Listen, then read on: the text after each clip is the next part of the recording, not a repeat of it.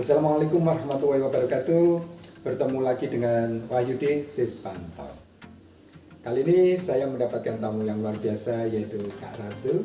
Assalamualaikum. Waalaikumsalam warahmatullahi wabarakatuh. Nah, saudara, saya mempunyai 3 anak. Anak yang pertama di SD, menurut saya dia itu hebat sih, karena bagaimanapun ayah itu selalu bangga dengan anak. Oh, bukan di SD, di TK. Ketika di TK dia itu luar biasa hebat. Bukan luar biasa hebat.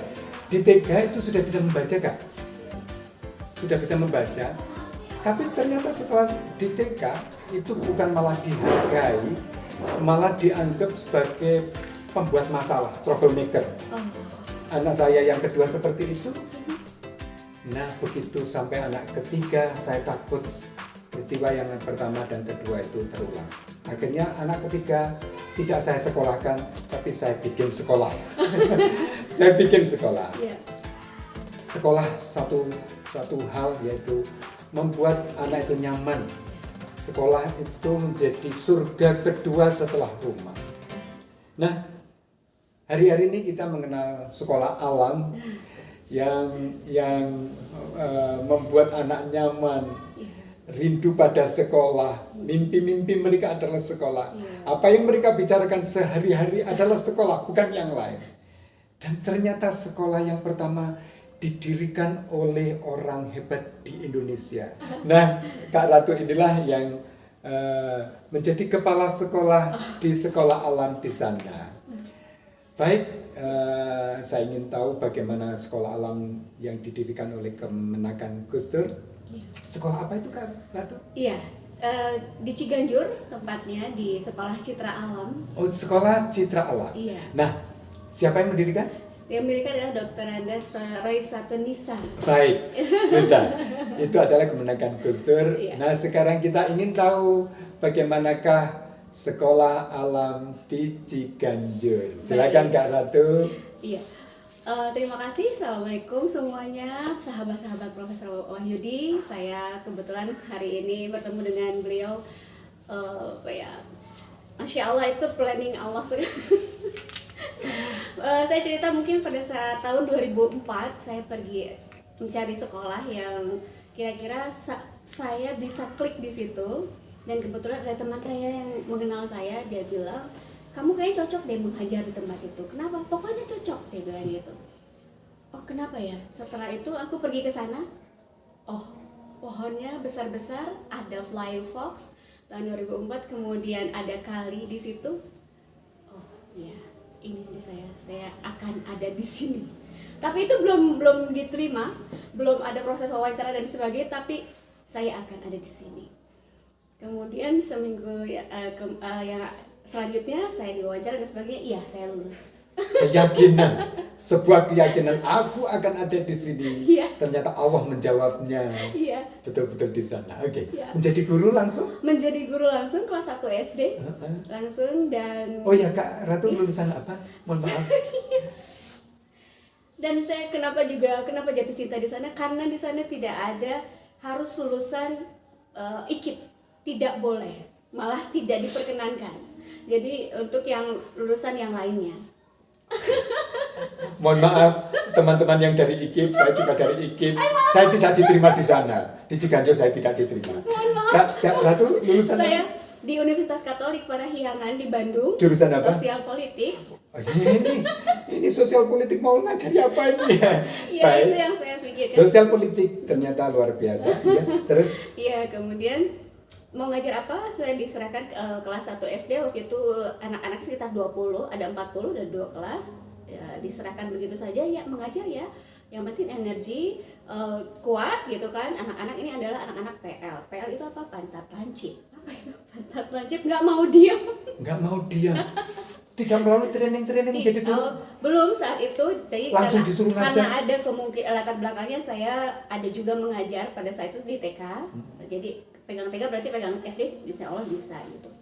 Ya sudah, saya dikasih kepercayaan seperti itu, silakan mengajar. Tidak ada yang terkonsep secara katalog dari Diknas, mengajar dengan fun, lakukan metodenya, pokoknya kamu dapat sama anak-anak dan berikan pengajaran dengan menyenangkan seperti itu, dan mengajarnya dari yang ada di sekitar situ.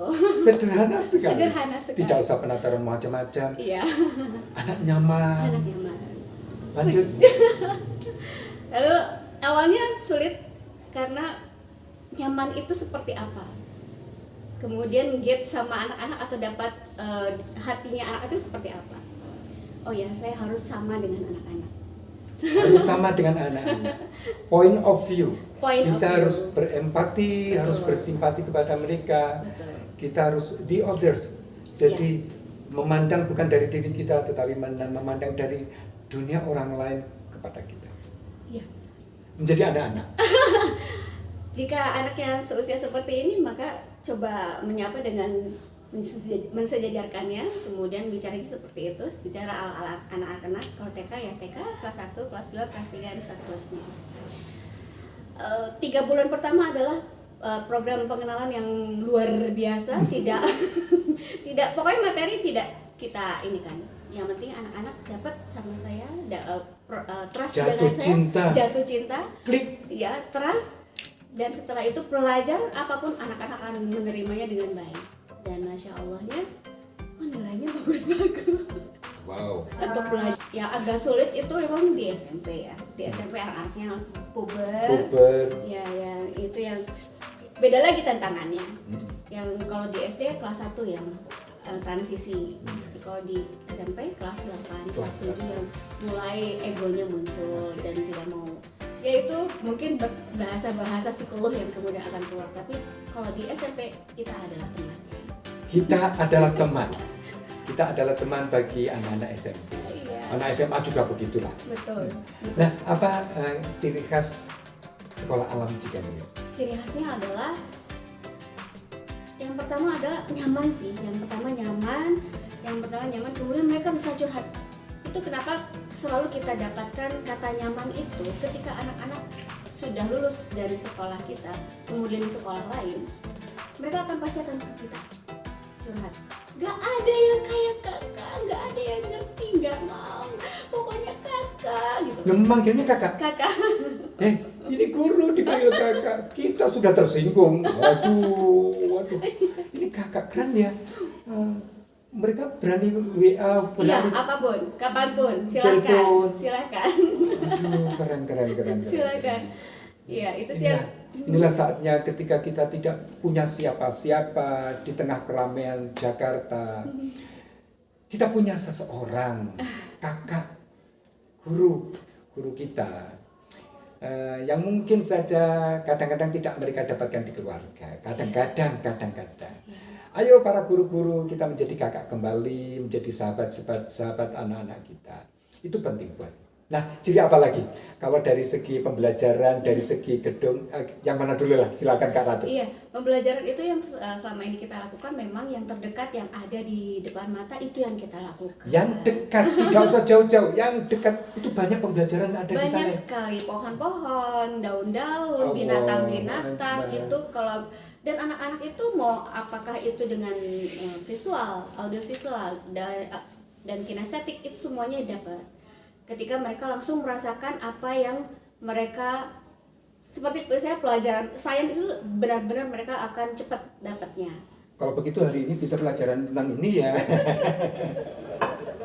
Terus? Iya, jadi mereka tidak menghafal, tapi mereka melakukan praktek langsung.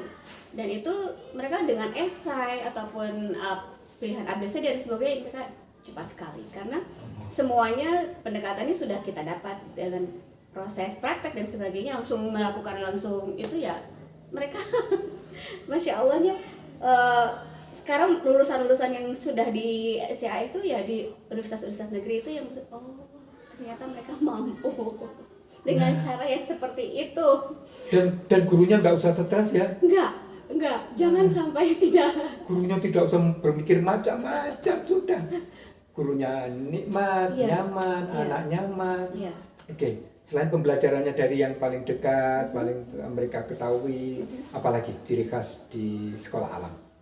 Ya, waktu itu ada pembelajaran dengan bersawah gitu kan, kemudian bercocok tanam, berkebun dan sebagainya.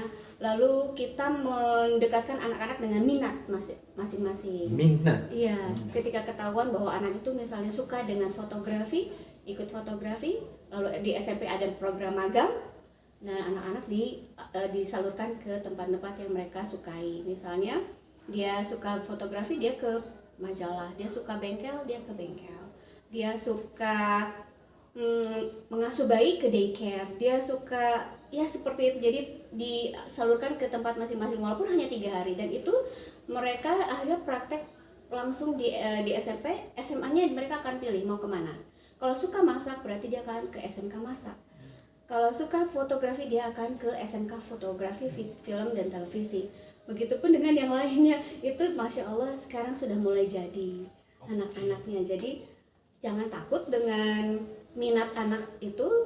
Ketika kita tahu anak itu minatnya menonjol di tempat itu, asah terus dan terus disupport. Insya Allah itu minat yang mereka sukai, mereka akan jadi. Kalau begitu saya jadi ingat kisah, jangan pernah mengajari terbang seekor ikan. Iya. Jangan pernah mengajari memanjat seorang unggas. Nggak usah diminta untuk memanjat deh, ya. Betul. Iya. Nah, saya dulu pernah ketika saya lagi berminat karawitan, ternyata saya malah kecewa di sana. Sebaliknya saya itu dipaksa untuk kerajinan ini, Kak Ratu. Menyulam. Aduh, itu jauh dari saya. Aduh, ini terpaksa. Setiap kali saya menyulam, sungguh terpaksa. Aduh. Iya. Oke. Saya setuju. Iya, seperti itu. Seperti sih pendekatannya itu sih yang paling penting, itu adalah nyaman. Anak-anak dapat cinta kita sesuai dengan minatnya, itu sudah membuat anak-anak menjadi melejit. Iya. Seperti yang mereka harapkan. Dan support dari orang tua. Support. Nah, ya, membuka diri terhadap anaknya bahwa memang anaknya seperti ini, terima apa adanya, berikan cinta yang banyak. Berikan cinta yang banyak. Gak usah sedikit-sedikit. Gak usah membeli cinta itu. Tidak usah. Berikan. Oke. Nah, kalau saya mendirikan sekolah alam, mahal nggak kira-kira gedungnya? Enggak, tidak perlu. Yang ada cukup dengan kayu atau apalah, bahan-bahan yang ada aja. Sudah jadi, dan ada tanaman, ada yang bisa kita explore pembelajarannya, itu sudah cukup buat anak-anak. Insya Allah. Nah, kalau begitu kita bisa mendirikan sekolah alam di sawah-sawah, bisa? Bisa. Oke. Kalau saya punya rumah di tepi laut, kira-kira bisa? Bisa sekali. Nah, ini lucu ini. Bagaimana kalau di tengah perindustrian? Boleh. Oh, boleh. Kenapa Ternyata tidak? sekolah Karena alam. banyak sekali. Nah, di sana banyak pelajaran. Kalau kita di industri atau di tengah perkantoran. Bisa sekali. Nah, di kantor itu banyak orang-orang hebat. Kenapa tidak mendirikan sekolah alam di tengah perkantoran? Boleh. Di tengah perindustrian, di tengah kegelapan dunia, atau di tempat-tempat yang sepi, yang sebetulnya tidak pernah kita bayangkan, mereka bisa menjadi manusia yang hebat. Okay. Hebat, Prof, terima kasih inspirasinya. Apa harapan Kak Ratu terhadap pendidikan di Indonesia? Saya mengajak ya kakak-kakak guru yang mengajar, please dekati anak-anak dengan hati dulu.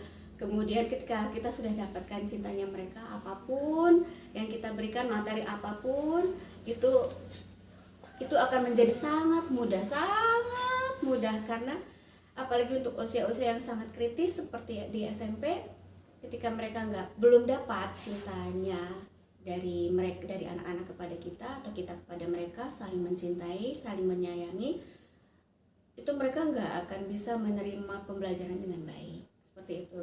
Nah, ini saya juga masih berjuang untuk seperti itu. Saya bukan guru yang sempurna, saya belajar, saya selalu ingin berdekatan dengan orang-orang yang memiliki kekuatan positif. Itu juga sangat membantu kita ketika kita galau, ketika kita sedang drop gitu. Jadi kita perlu orang-orang juga yang memiliki energi yang hebat, karena dengan cara seperti itu kita menjadi naik lagi moodnya, kemudian memberikan cinta lagi seperti itu.